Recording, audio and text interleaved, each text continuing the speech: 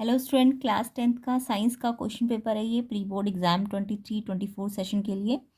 तो जो भी बच्चे अपने सीबीएसई बोर्ड की प्रैक्टिस कर रहे हैं, ठीक है, उनके लिए इंपॉर्टेंट क्वेश्चन पेपर है। इसके अलावा जिनके अभी प्री बोर्ड नहीं हुए उनके लिए भी ये इंपॉर्टेंट है। तो ध्यान से देखते हैं इसके आंसर्स।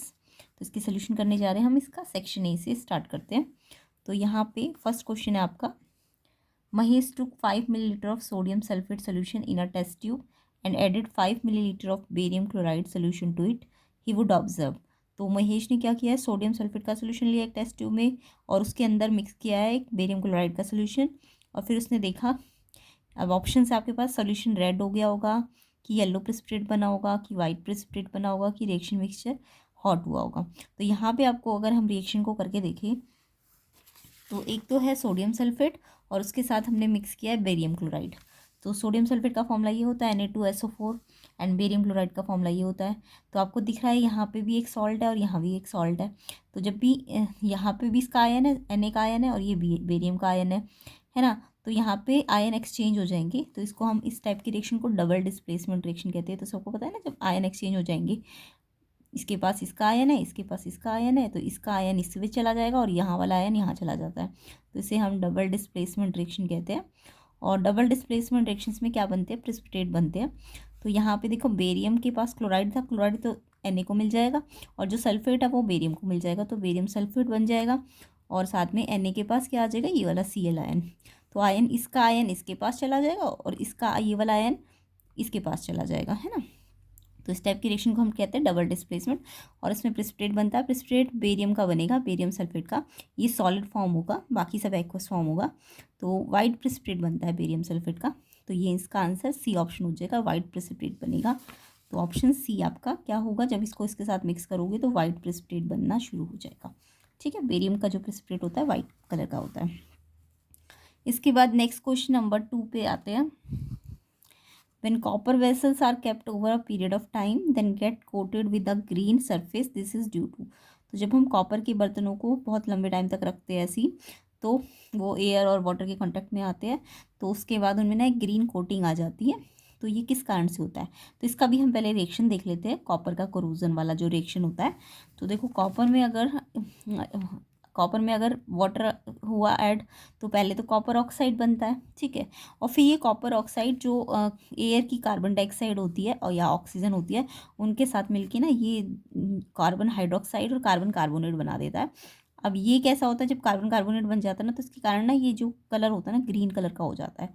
तो कॉपर कार्बोनेट बनाने के लिए CO2 से इसके, ये जो भी है कॉपर ऑक्साइड, ये CO2 के साथ रिएक्ट करेगा, तब कॉपर कार्बोनेट बनेगा। तो ये दोनों चीज़ बनेगी, ये पूरा ग्रीन कलर का होगा, ठीक है। तो अब यहाँ पे आपको दिख रहा है कि कॉपर का क्या हो रहा है, ग्रीन कोटिंग हो रही है, यानी कोरोजन हो रहा है कॉपर का, है ना। उसके अलावा कॉपर में देखो, पहले ऑक्सीजन नहीं था, अब ऑक्सीजन आ गया ना। पहले कॉपर था, कॉपर में अगर ऑक्सीजन आ गया तो ऑक्सीजन के एडिशन को क्या कहते हैं, ऑक्सीडेशन कहते हैं। कॉपर का क्या हो गया है, ऑक्सीडेशन हो गया, क्योंकि यहाँ पे ऑक्सीजन आ गई है।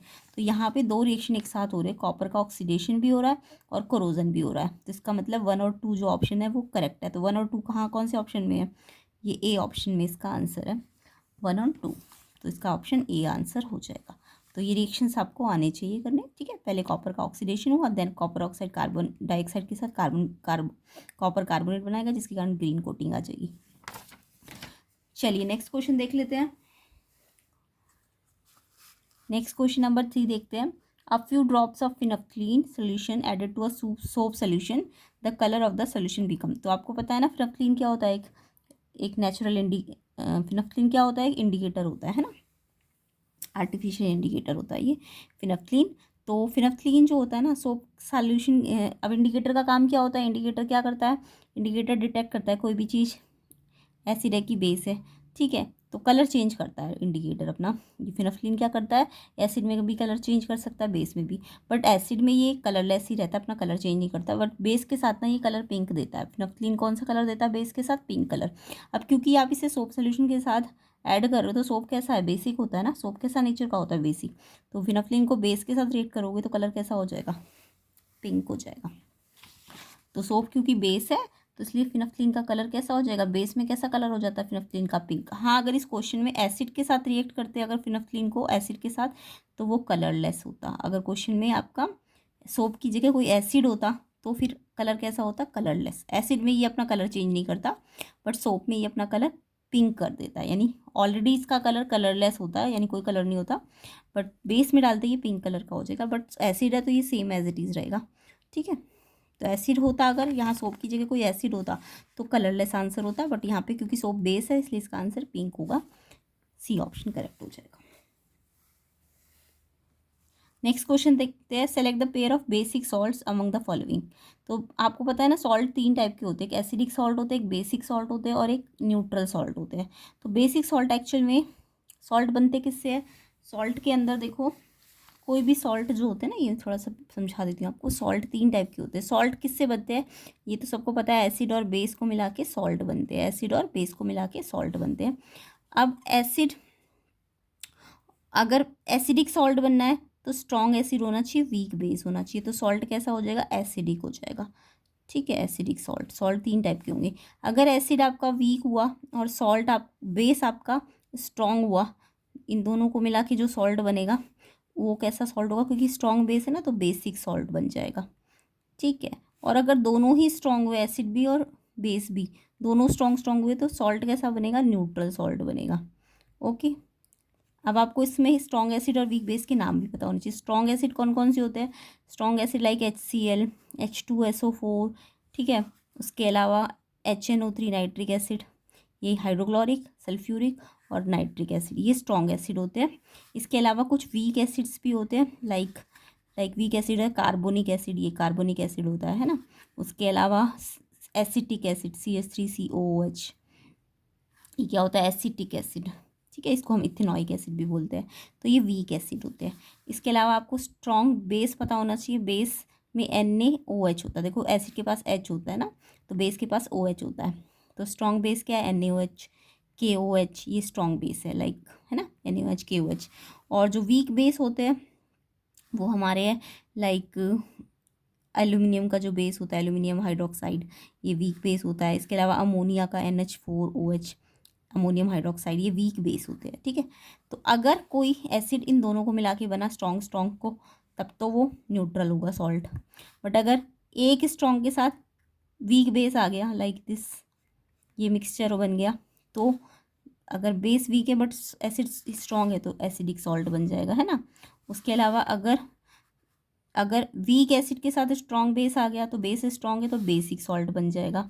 उसके अलावा अगर आपका हाँ हो ही गया, स्ट्रॉन्ग के साथ स्ट्रॉन्ग आएगा तो न्यूट्रल, स्ट्रॉन्ग के साथ ये वाला बेस आएगा तो एसिडिक सॉल्ट, और अगर वीक के साथ स्ट्रॉन्ग बेस आएगा तो बेसिक सॉल्ट हो जाएगा, ओके। तो ये आपको याद रखना है। अब हम अपने क्वेश्चन पे आते हैं। तो इन्होंने पूछा है बेसिक सॉल्ट का पेयर कौन सा है इसमें से।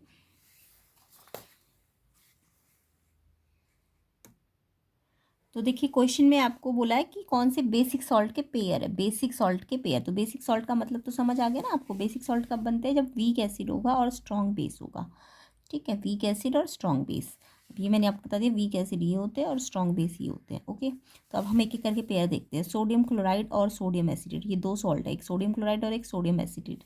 तो सोडियम क्लोराइड ये होता है ना, सोडियम क्लोराइड NaCl, ये एक सॉल्ट है। इसके अंदर देखो NaOH तो बेस है, Na पार्ट में तो OH दो और Cl के साथ H दो, तो करना सिखा रखा है ना आपको, NaCl है। तो इस सॉल्ट में एसिड और बेस कैसे पता करोगे, H और OH इस मेटल को पार देना और H नॉन मेटल को देना। तो HCl तो आपकी इसके अंदर क्या है, एसिड है, और NaOH क्या है, इसका बेस है। तो यानी कि इसके अंदर NaOH और HCl है, यानी कि NaOH कैसा कैसा बेस होता है, स्ट्रॉन्ग बेस होता है, ये मैंने बताया था अभी। और HCl भी स्ट्रॉन्ग होता है, दोनों स्ट्रॉन्ग स्ट्रॉन्ग, यानी कि ये तो न्यूट्रल सॉल्ट है, तो ये तो हमें नहीं लेना। तो इस वाला पेयर को तो हम रिजेक्ट कर देंगे, क्योंकि एक ये तो हम बाद में देखेंगे, यही हमारा न्यूट्रल आ गया, तो दोनों तो बेसिक सॉल्ट नहीं होंगे ना, हमें बोला दोनों बेसिक सॉल्ट के पेयर बनने चाहिए, तो ये न्यूट्रल आ गया, तो इसको देखने का खास फायदा नहीं है। इसको देखते हैं, sodium acetate and sodium carbonate. तो देखो सोडियम एसीटेट कैसे बनाएंगे, सोडियम एसीटेट, तो सोडियम एसीटेट देखो क्या है, सोडियम एसीटेट के अंदर देखो ये फॉर्मूला होता है सोडियम एसीटेट का। तो यहाँ पे CH3CO, तो उसके पास H दूंगी मैं अगर, तो यहाँ पे H आगे नहीं आएगा, यहाँ पे CH3COH में H यहाँ पे आता है। और Na को क्या मिलेगा, OH मिलेगा।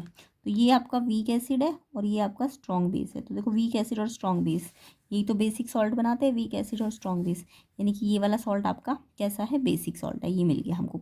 इसका दूसरा वाला भी देख लेते हैं, सोडियम कार्बोनेट। सोडियम कार्बोनेट, ठीक है, इसमें NaOH तो बेस है और CO3 वाला कौन सा एसिड होता है, H2CO3, ये वीक एसिड होता है, ये मैंने अभी आपको बताया था, और ये स्ट्रॉन्ग बेस है।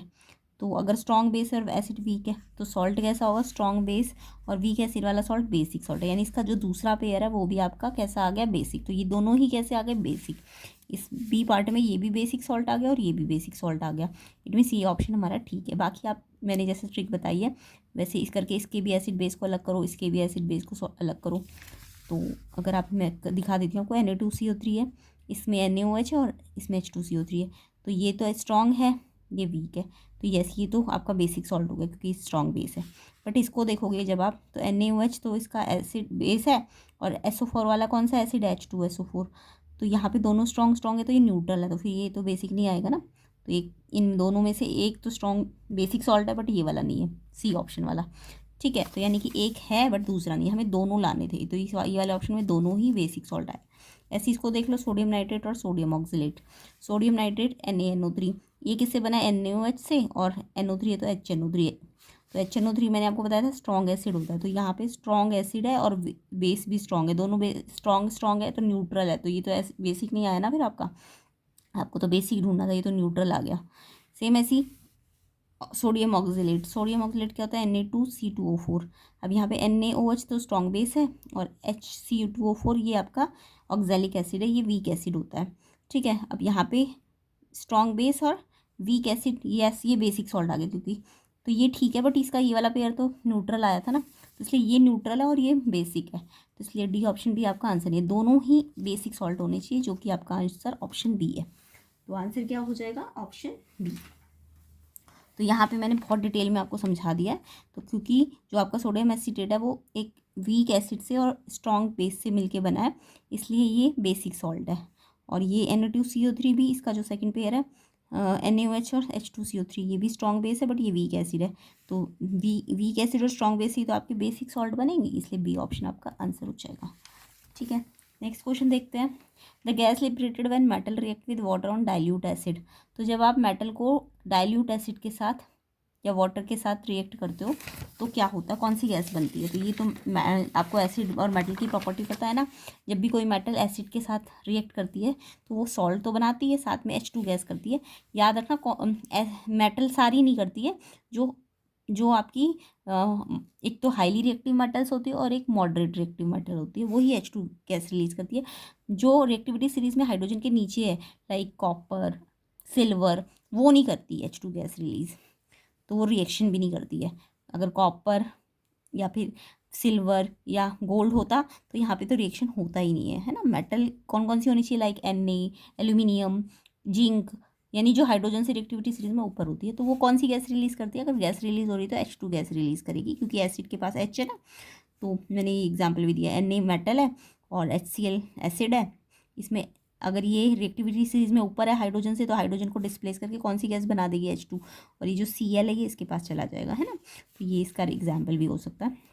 तो कौन सी गैस रिलीज होती है, मेटल एसिड के साथ हाइड्रोजन है ना, तो कौन सी रिलीज करेगी, H2, तो हाइड्रोजन, ठीक है। तो इसका ए ऑप्शन करेक्ट हो जाएगा। Next question, the following compound conduct electricity in aqua solution. इनमें से जितने भी कंपाउंड है वो आयन, मतलब उनके पास आयंस है, इसलिए वो क्या करते हैं, इलेक्ट्रिसिटी कंडक्ट करते हैं एक्वा सोल्यूशन में। Which of them is a covalent compound, इनमें से कौन सा कोवेलेंट कंपाउंड है।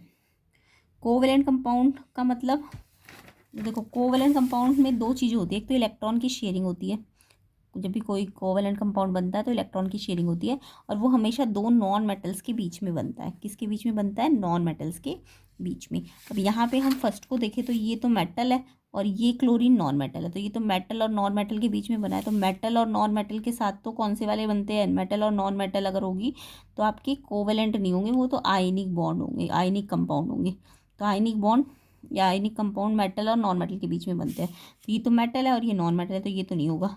ये मेटल है Mg और ऑक्सीजन नॉन मेटल है, ये भी नहीं होगा। हाइड्रोजन और क्लोरीन ये दोनों ही शेयरिंग करेंगे, हाइड्रोजन HCl, हाइड्रोजन भी शेयरिंग करता है और क्लोरीन भी शेयरिंग करती है, तो ये भी दोनों नॉन मेटल्स है, इसलिए दो नॉन मेटल्स के बीच में क्या बनेंगे, कोवेलेंट कंपाउंड बनेंगे, इसलिए ऑप्शन नंबर सी आपका आंसर हो जाएगा। ये क्यों नहीं है, क्योंकि ये मेटल है और ये नॉन मेटल है, समझ आ गया। तो कोवेलेंट का तभी बनेंगे जब दो नॉन मेटल्स होंगी, तो इसमें सिर्फ HCl ही है जो कोवेलेंट कंपाउंड बनाएगा, सी ऑप्शन इसका करेक्ट हो जाएगा। नेक्स्ट क्वेश्चन देख लेते हैं। आइडेंटिफाई करना है अनसेचुरेटेड कंपाउंड्स को। अनसेचुरेटेड कंपाउंड्स क्या होते हैं, आपने पढ़ा होगा कार्बन वाले चैप्टर में, जो हाइड्रोजन और कार्बन के बीच में जो कंपाउंड बनते हैं उन्हें हम क्या कहते हैं, हाइड्रोकार्बन। उसके दो कैटेगरी होती है, एक सैचुरेटेड और एक अनसैचुरेटेड। तो सैचुरेटेड वाले तो कौन से होते हैं, सी और सी में सिंगल बॉन्ड या सी और H के बीच में सिंगल बॉन्ड, तो इनको तो हम सैचुरेटेड कहते हैं। जब सिंगल बॉन्ड होता है ना तो सैचुरेटेड होते हैं। लाइक एल्केन, एल्केन क्या होता है, CnH2n+2, जिसमें भी ये फॉर्मूला बनेगा सी का जितना होगा H का डबल से 2 ज़्यादा होगा, तो वो एल्केन है, वो सैचुरेटेड होता है। बट अगर आपका फॉर्मूला CnH2n बने या CnH2n-2 बने, तो यहाँ पे N जितने सी के जितने होंगे H डबल होंगे तो वो एल्कीन होगा, और यहाँ सी के जितने भी एटम होंगे H के उसके डबल से 2 कम होंगे तो वो एल्काइन होगा। एल्कीन डबल बॉन्ड होंगे और एल्काइन ट्रिपल बॉन्ड होंगे, और इन दोनों को हम अनसैचुरेटेड कहते हैं। क्या कहते हैं हम, अनसैचुरेटेड कहते हैं, ठीक है। तो कार्बन कार्बन डबल बॉन्ड या कार्बन कार्बन ट्रिपल बॉन्ड को हम अनसैचुरेटेड कहते हैं। तो यहाँ पे अगर हम देखें, देखो C4H10 में देखो 4 का डबल करो 8 और 2 इससे ज़्यादा आ रहा है ना, 4 का डबल 8 और 2 ज़्यादा आ रहा है 10, तो ये एल्केन का फॉर्मूला बन रहा है। जितना भी सी का है H का डबल से 2 ज़्यादा आ रहा है, तो ये तो एल्केन है, तो ये तो आपका सैचुरेटेड नहीं है। C4H8, सी का जितना भी है डबल कर दो 8, एग्जैक्ट डबल आ रहा है, तो डबल आ रहा है, इट मीन्स CnH2n, ये वाला फॉर्मूला लग रहा है, तो ये एल्कीन है, ये डबल बॉन्ड है यानी अनसैचुरेटेड है, यानी कि ये आपका अनसैचुरेटेड मिल गया आपको पहला। ये भी देखो सी का जितना का है उसका H का कितना है, देखो इसका डबल करो 4 का डबल 8, अब ये 8 से कम है यानी 2 कम है, तो ये वाला फॉर्मूला लग रहा है, जितना भी सी है उसका डबल से 2 कम, एल्काइन। एल्काइन भी क्या होता है, ट्रिपल बॉन्ड, वो भी अनसैचुरेटेड होता है, तो ये भी आपका अनसैचुरेटेड है। बट C4H9Cl, यहाँ पे देखो सी का H का डबल करो, सी का डबल करो 4 का डबल कितना होता है 8, 4 का डबल करो 8, और इसमें 8 नहीं है, 8 से ज़्यादा है, तो जब 8 से ज़्यादा हो तो वो एल्कीन की कैटेगरी में आते हैं। बट यहाँ पे एल्कीन का एक H रिप्लेस किया है, तो ये हेलो जो कंपाउंड होते हैं वो वाले बन गए है ना, हेलो ग्रुप वाले जो कंपाउंड होते हैं। तो यहाँ भी हेलो ग्रुप जो होता है, फंक्शनल ग्रुप हमेशा एल्केन के साथ ही तो लगता है, तो यानी कि ये आपका जब भी सी के पास जितना हो उससे अगर डबल से ज़्यादा है तो वो फिर एल्कीन और एल्काइन नहीं होगा, क्योंकि एल्कीन में आपका डबल होगा और एल्काइन में आपका डबल से कम होगा। तो यहाँ तो डबल से ज़्यादा है ना इधर भी, तो ये भी सारे सिंगल बॉन्ड ही बन रहे हैं, तो यानी कि आपके सिर्फ ये एल्कीन और एल्काइन ही अनसैचुरेटेड है, जो कि आपका सेकेंड और थर्ड ऑप्शन है। तो इसलिए सेकेंड और थर्ड ऑप्शन देखो किस ऑप्शन में आ रहा है, ये ऑप्शन है ना नीचे, ये डी ऑप्शन इसका करेक्ट हो जाएगा, तो इसका आंसर डी ऑप्शन होगा। तो आई होप समझ आ गया। फॉर्मूला आपको जनरल फॉर्मूला याद करना है, अनसैचुरेटेड में या तो एल्कीन वाला फॉर्मूला लगेगा या एल्काइन वाला। नेक्स्ट क्वेश्चन देख लेते हैं। Generally food is broken and absorb with in the body of organism, in which of the following organism it is done outside the body. ज़्यादातर फूड जो होता है वो एब्जॉर्ब होता है with in the body of organism, लेकिन कुछ ऐसे भी होते हैं जिनकी जो फूड का एब्जॉर्प्शन होता है वो आउटसाइड द बॉडी होता है। तो इसमें से कौन सा है, अमीबा का तो इनसाइड ही होगा, पैरामीसियम का भी इनसाइड होता है, लाइस का भी। मशरूम जो होता है एक फंगस होता है, तो उसका जो एब्जॉर्प्शन होता है ना वो आउटसाइड द बॉडी होता है। तो यहाँ पे आंसर क्या हो जाएगा, बी ऑप्शन मशरूम, क्योंकि वो एक फंगस। ओके, तो ये इसका आंसर हो जाएगा। नेक्स्ट क्वेश्चन देख लेते हैं। A farmer want to grow banana plant genetically similar enough to the plant already available in his field. जितने भी प्लांट उसके फील्ड में है ना उनके जैसे ही बिल्कुल वो सिमिलर प्लांट बनाना के उगाना चाहता है, तो कौन सा मेथड है जो उसको सही लगेगा इसके लिए। तो अगर बिल्कुल सिमिलर जेनेटिकली सिमिलर का प्लांट बनाने हो ना, तो आप यूज़ कौन सा मेथड करते हो, वेजिटेटिव प्रोपगेशन। यहाँ पे जो भी प्लांटेशन होगा वो बर्ड्स की हेल्प से, स्टेम की हेल्प से, लीव्स की हेल्प से होगा, उसी के खुद के प्लांट के जो ऑर्गन्स होते हैं, पार्ट्स होते हैं, उनकी हेल्प से होता है। तो वेजिटेटिव प्रोपगेशन को अच्छे तरह से पढ़ भी लेना, तो इसका आंसर सी ऑप्शन हो जाएगा। जब सेम जेनेटिकली सेम प्लांट बनाने होते हैं तो फिर आंसर क्या होगा, वेजिटेटिव प्रोपगेशन।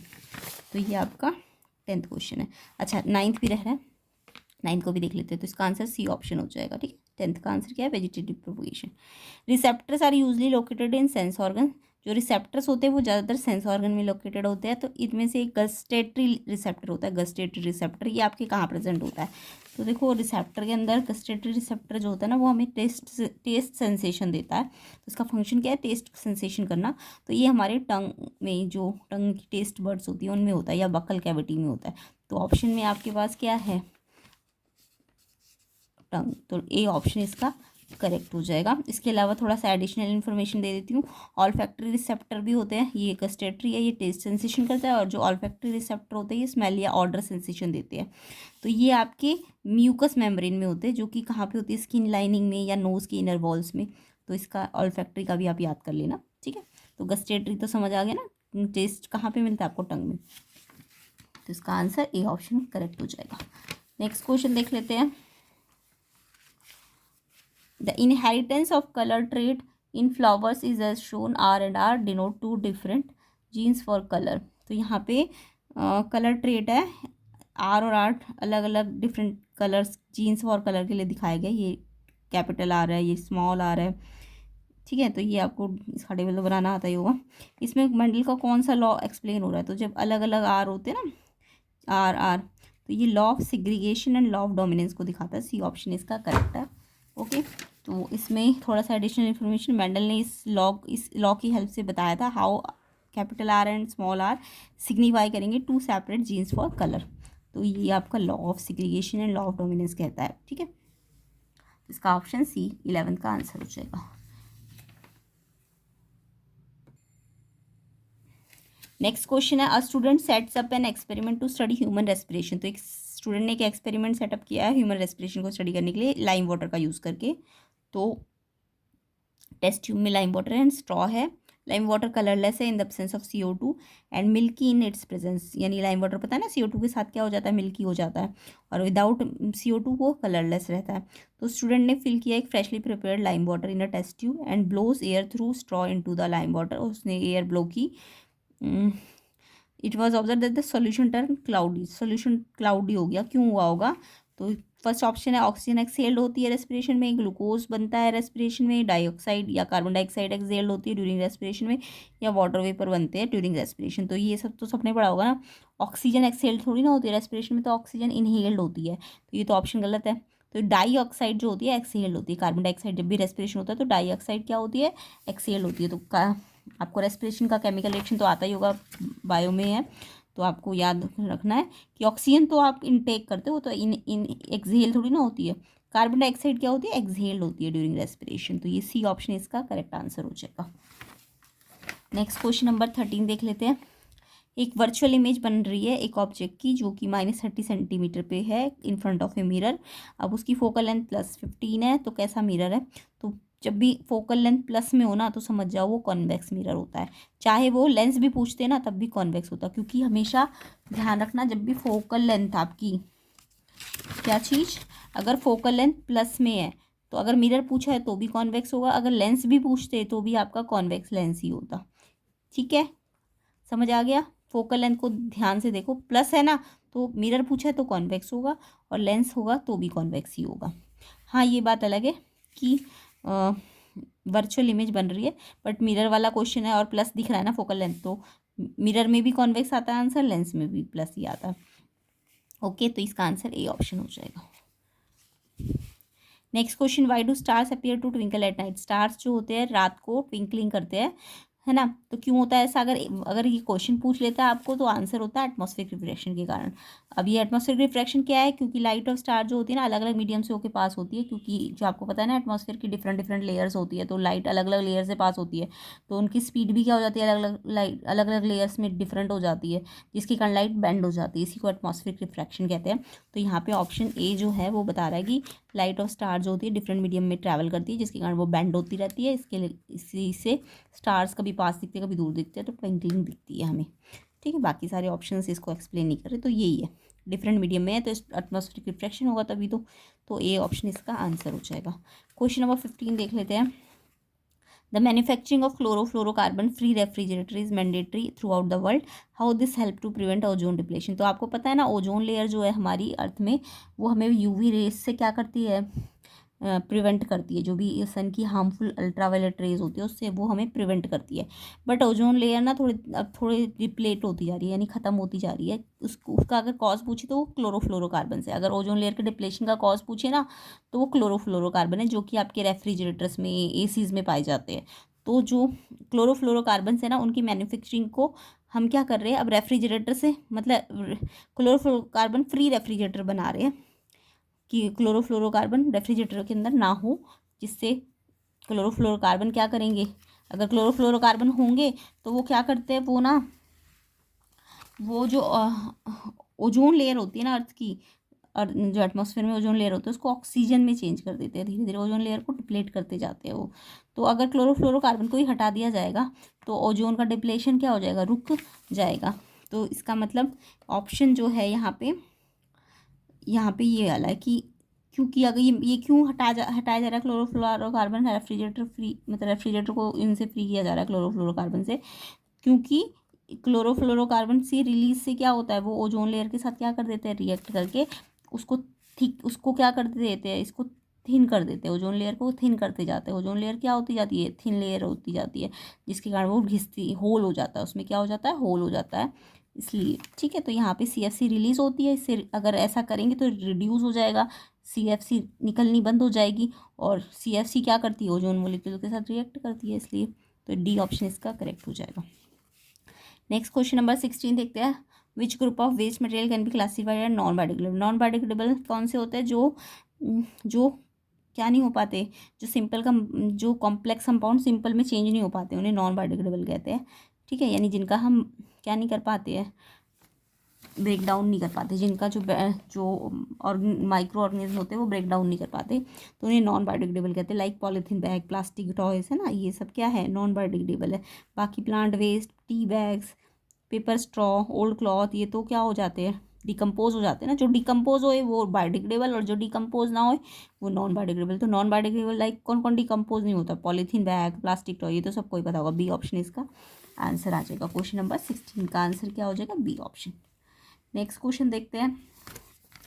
अब एजर्शन रीजन्स है आपके 17 से 20 तक। तो एजर्शन में आपको पता है ना 4 स्टेटमेंट्स है। तो सबसे पहले एजर्शन 17 का एजर्शन पढ़ते हैं। Soaps are not suitable for washing purpose when the hard water is hard. तो जब वाटर हार्ड होता है तो सोप सही नहीं होता वॉशिंग पर्पज़ के लिए। यस, ट्रू है ये। सोप जो होता है अगर वाटर आपका हार्ड नहीं है, सॉफ्ट वाटर है, तब तो बहुत अच्छा वॉशिंग क्लिनजिंग एक्शन शो करता है, बट हार्ड वाटर के साथ वो ढंग से झाग नहीं देता ना।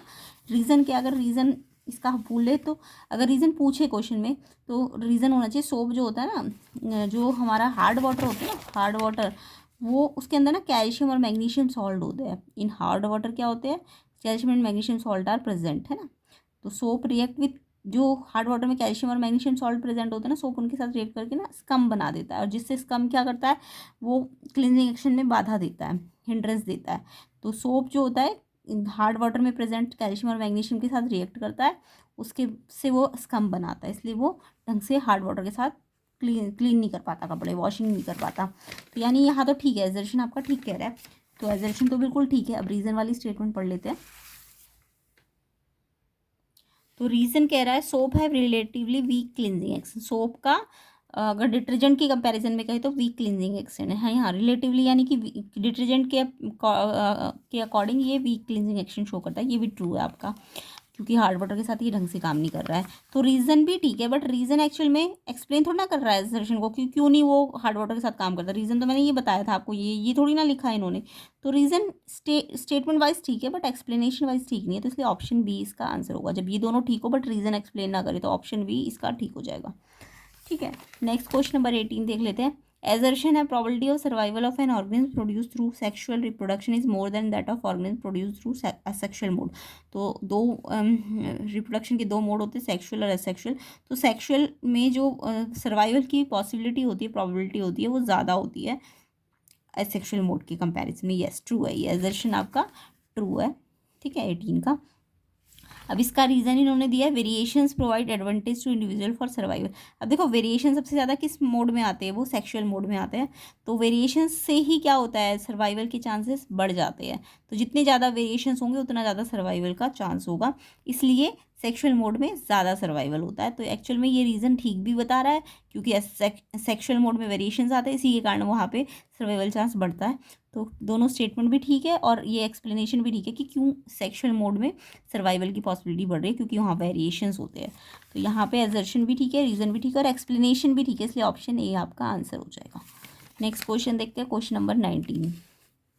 एजर्शन है आपका, एक कंपास नीडल है जो आप करंट कैरिंग वायर के पास लाते हो, तो वो जो कंपास नीडल में डिफ्लेक्शन होगा ना, पहले वो स्ट्रेट होगी, फिर वो जैसे ही करंट कैरिंग कंडक्टर के पास लाओगे तो वो डिफ्लेक्ट हो जाती है, तो वो डिफ्लेक्शन ना कम हो जाएगा। तो यहाँ पे तो गलत लिखा है ना, when the magnitude of current in the wire is increase. अगर मैग्नीट्यूड करंट का वायर में बढ़ेगा तो कंपास नीडल में डिफ्लेक्शन कम होगा? नहीं। देखो, मैग्नीट्यूड ऑफ करंट बढ़ने से मैग्नेटिक फील्ड इंटेंसिटी तो बढ़ेगी ना। मैग्नेटिक फील्ड की इंटेंसिटी क्या हो जाएगी? करंट बढ़ने से बढ़ जाती है। अगर जितनी ज़्यादा इंटेंसिटी बढ़ेगी तो नीडल का डिफ्लेक्शन बढ़ेगा कि घटेगा? घटेगा थोड़ी ना। डिफ्लेक्शन मैग्नेटिक फील्ड इंटेंसिटी से क्या हो जाएगा? बढ़ जाएगा। तो यहाँ गलत लिखा है, एजर्शन गलत है आपका, क्योंकि करंट जितना ज़्यादा बढ़ाओगे आप वायर में, तो यानी कि मैग्नेटिक फील्ड की इंटेंसिटी भी बढ़ रही है ना, और इंटेंसिटी बढ़ेगी तो डिफ्लेक्शन ज़्यादा होगा ना कि कम। तो यहाँ पे कम लिखा है, तो इसलिए गलत है, ये एजर्शन आपका गलत बता रहा है।